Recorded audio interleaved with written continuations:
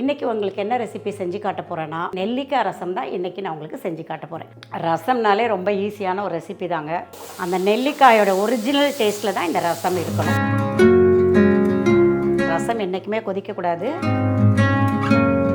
இந்த நெல்லிக்காயில் vitamin C அதிகமாக இருக்குதுங்க.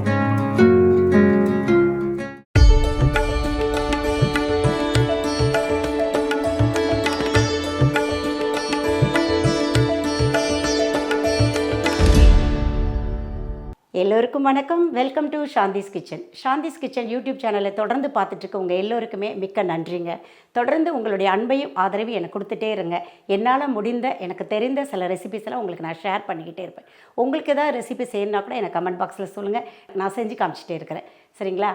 இன்றைக்கி உங்களுக்கு என்ன ரெசிபி செஞ்சு காட்ட போகிறேன்னா ஒரு ரசம் தாங்க செஞ்சு காட்ட போகிறேன். எத்தனையோ விதமான ரசம் இருக்குது. பருப்பு ரசம் சொல்லுவாங்க, பூண்டு ரசம், தக்காளி ரசம், அந்த மாதிரி புளி ரசம் அப்படின்னு. ஆனால் ரசம்னாலே இது எல்லாமே சேர்ந்தது தானே. மிளகு ரசம், ஜீரக ரசம் இப்படிலாம் சொல்லுவாங்க. ஆனால் ரசம்னாலே மிளகு, ஜீரகம், பூண்டு இது எல்லாமே சேர்ந்து தான் நம்ம செய்வோம் இல்லையா? என்ன ஒன்று, பருப்பு தண்ணி மட்டும் ஊற்றாமல் சில பேர் செய்வாங்க, சில பேர் பருப்பு தண்ணி ஊற்றி செய்வாங்க. இன்றைக்கி நான் எல்லாமே போட்டு பருப்பு தண்ணியை விட்டு நெல்லிக்காய் போட்டு செய்ய போகிறேங்க. நெல்லிக்காய் ரசம் தான் இன்றைக்கி நான் உங்களுக்கு செஞ்சு காட்ட போகிறேன். எப்படி செய்யலான்னு பார்க்கலாம் வாங்க. அதுக்கு தேவையான பொருட்கள் ஃபஸ்ட்டு என்னென்னு காமிக்கிறேன் வாங்க. நெல்லிக்காய் ரசம் செய்கிறதுக்கு தேவையான பொருட்கள், இந்த சைஸ் நெல்லிக்காயில் 3 எடுத்து கட் பண்ணி வச்சுருக்கேங்க. மிளகு 1 ஸ்பூன், 1 ஸ்பூன் ஜீரகம், பூண்டு ஒரு 6-7 பல் பூண்டு நான் குட்டியாக வச்சுருக்கேன். நீங்கள் பெருசாக இருந்தால் ஒரு 5 பல் போதும். 2 பச்சை மிளகாய், கருவேப்பிலை, தாளிக்கிறதுக்கு கடுகு உளுந்த பருப்பு, 2 காஞ்ச மிளகாய், தேவைக்கேற்ப உப்பு, 1/4 ஸ்பூன் பெருங்காயம், 1/4 ஸ்பூன் மஞ்சத்தூள், 1/4 ஸ்பூன் வெந்தயம், தேவைக்கேற்ப மல்லி இலை. ரசத்துக்கு நம்ம நார்மலாக பருப்பு தண்ணி விடுவோம் இல்லையா? அதுக்காக இந்த நெல்லிக்காய் ரசத்துக்கும் நான் 3 டேபிள் ஸ்பூன் துவரம் பருப்பு எடுத்து வேக வச்சு அந்த தண்ணியை எடுத்து வச்சுருக்கேன். இப்போ நெல்லிக்காய் ரசம் எப்படி செய்யலான்னு பார்க்கலாம் வாங்க.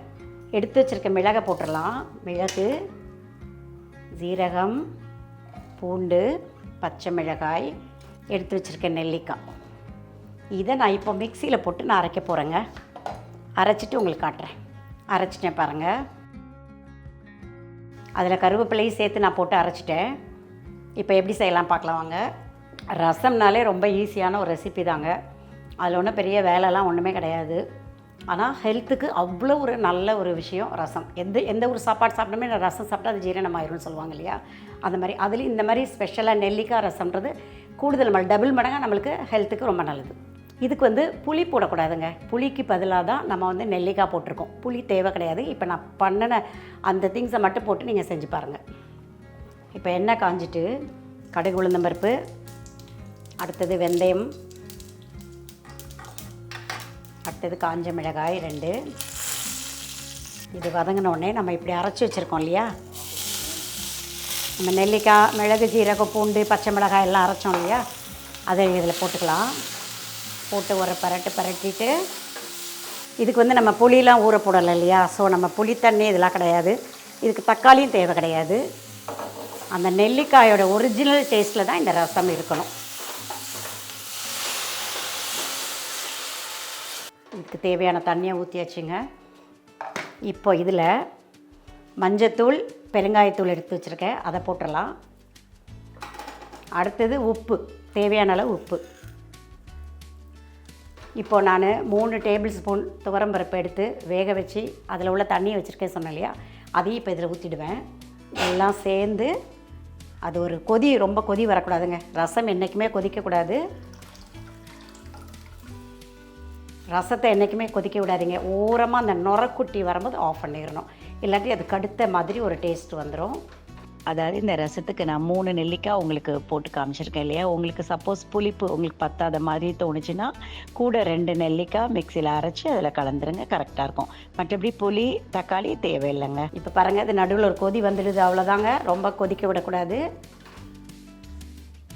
இந்த நெல்லிக்காயில் விட்டமின் சி அதிகமாக இருக்குதுங்க.